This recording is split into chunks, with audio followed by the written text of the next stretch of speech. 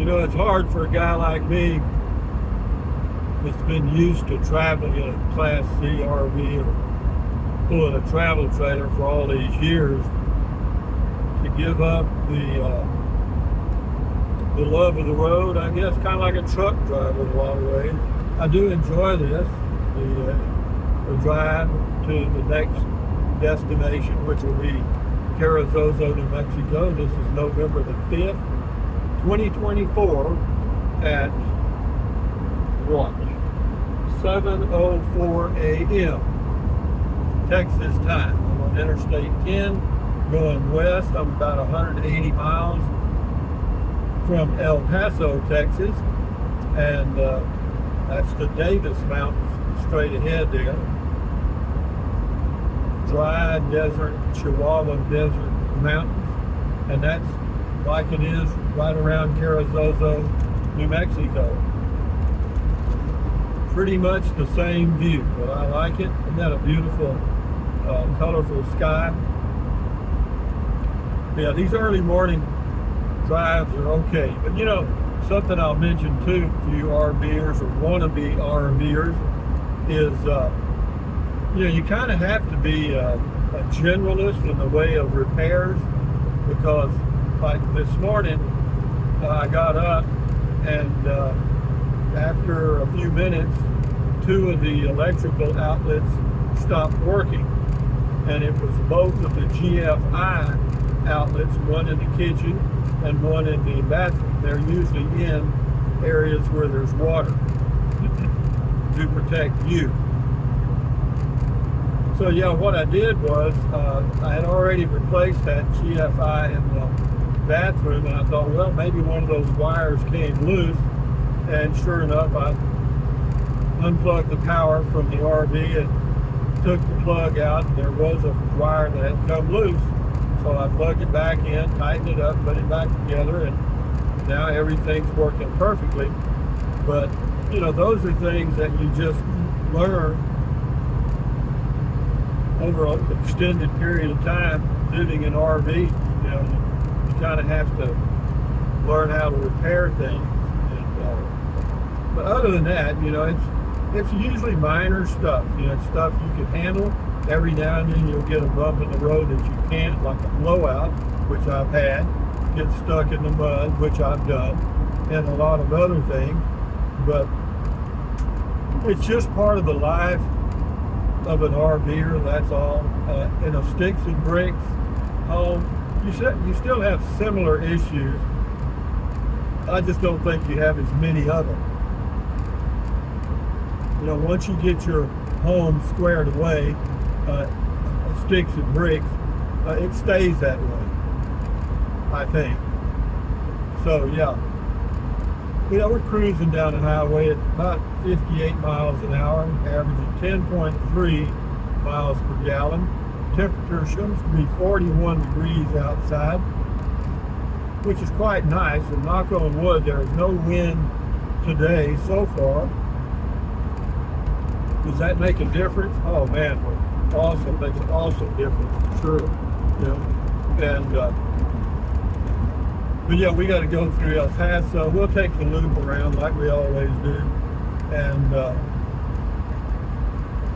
that I can't remember what the loop number is, 375 or 275, and go to Alamogordo. I'll gas up in Alamogordo, and then we'll go to Carrizozo, where we're coming into winter time there. This video is done on Tuesday morning, and the forecast for Thursday and Friday this week in Carrizozo, New Mexico is temperatures in the right around 30 and snow. That ought to be interesting for this old boy from Texas, huh? But we'll get a taste of winter right there, you know, because even though they do get some colder days, I want to see what it's like in the snow, you know. So, you know, I'm just doing me, and a lot of y'all wonder why I can't do anybody else, you know. I keep adjusting the mirror, probably making it worse, but it gives me something to do as I'm driving down the highway here doing these videos because it passes time. I do have Sirius satellite radio now, and it works okay.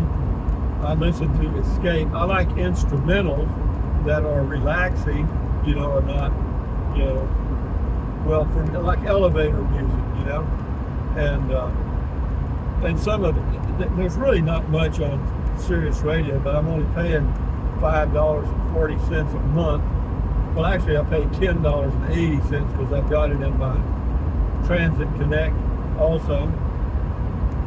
And yeah, it's okay. I mean, I've turned it on and off. I get tired of it sometimes and cancel it and just listen to the wind blow, and that's okay too. But last night was a good night there at Saddle something RV park, Saddleback RV Park in Albuquerque, Texas. It's about 180 miles east of El Paso, going on Interstate 10, exit 212, and you're there. You can go to their website, make a reservation, but nobody jacks me. I mean, I made a reservation, did it all online. I don't think there's a camp host or anything. You just pull in, set up, and spend the night and go. The sites are pretty level. They're roomy and they're definitely long. So if you have a big rig towing a car or whatever, yeah, you'd fit in there fine. They're long, like probably 60 feet. Some of them. You got a few back ends. A lot of pull throughs though. But so far, at 42 degrees, we're doing okay. And yeah, what else have I got planned? Nothing really. I need to check with the realtor today and kind of see where we are on selling my place in Fort Clark Springs, Texas. If you're interested in buying a place in a warmer climate for the winter, I've got one for sale in Fort Clark Springs, Texas, which is right across the highway from Brackettville, Texas.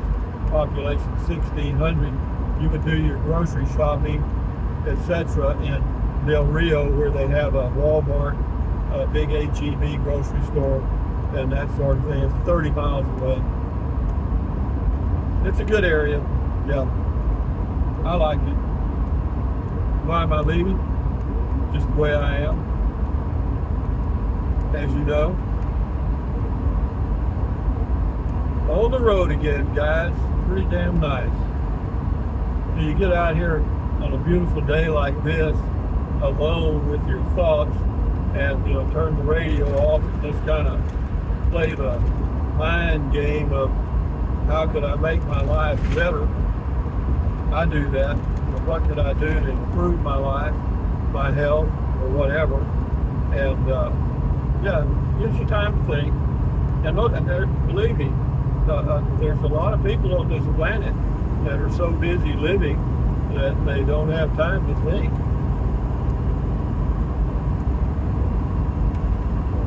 Shouldn't be too far for Van Horn. Once you get through Van Horn, I think it's an even 100 miles to El Paso. Drive with caution, road work ahead. They're always working on these interstates, which I'm glad they do, because the truck traffic on these interstates is unbelievable. Is it fuzzing up? I can't tell. It doesn't look like it. Is that fuzzed up? Looks pretty clear to me on this side.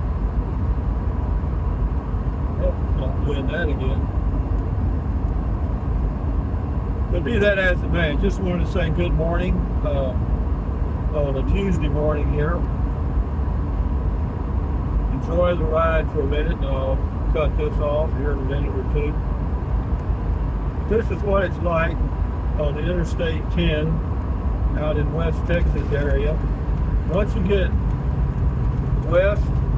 northwest of San Antonio on Interstate 10, this is your view for 400 miles. It's a long way, isn't it?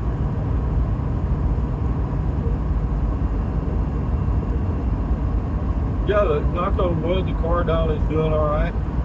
The only downside, or one of the downsides of the tow dolly is it's not, well, it's a little heavy to pull up to the RV and hook up. That's one. For me, it is. The second thing is getting the car lined up evenly on the tow dolly, having the balance so it's got an equal weight on each side.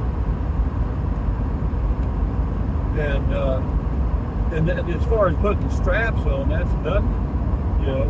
That just takes a minute. And then to unstrap it, just do that in reverse. But yeah, it's okay, knock on wood. I mean, will I be towing my vehicle if I go somewhere from Carrizozo? Well, my first plan is not to. My first plan is going to be, if it gets pretty cold and I want to move out for a week, 2 or 3, then I'm just going to take the electric trike, Liberty trike, and go.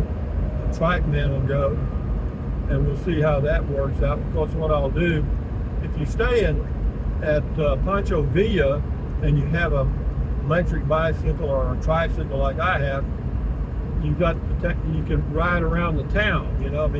Because the park is right in the town almost. So you go to they have a little grocery store, not much, but a little one, and they got some places to go eat or get food. They got a good place to get a pizza. So they got a few things you can do, and so you can take some enjoyable rides on your trike bike or whatever you have.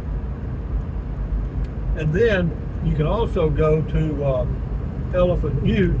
Now, if you stay at Monticello Unit, South Monticello Unit, Elephant Butte, then electric bike, then you can ride around the park there, the campground, and some of the trails, which are nice.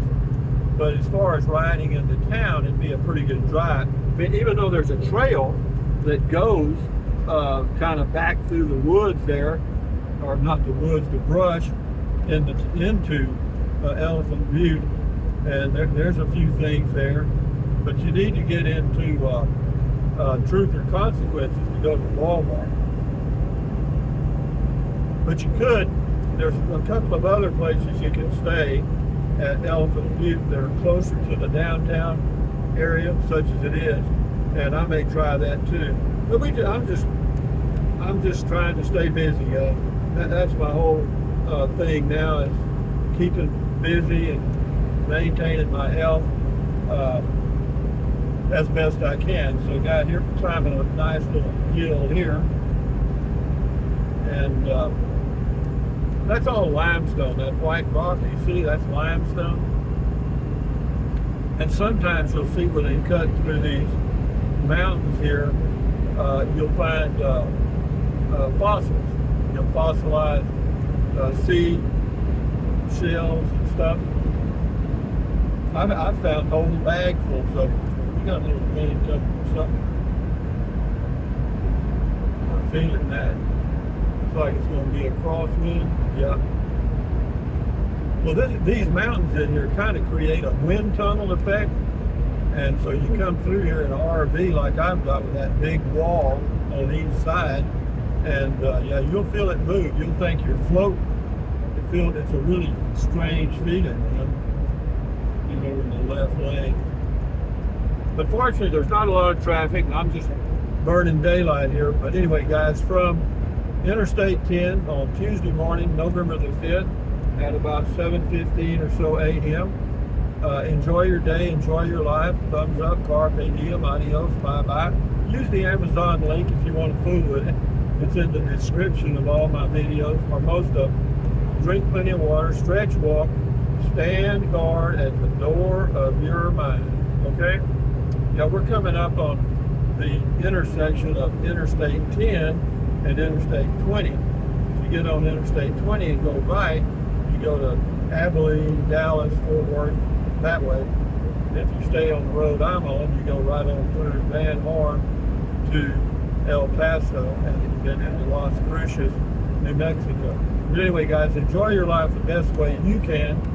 And yeah, stand guard at the door of your mind, guys. Adios, amigos. Bye-bye.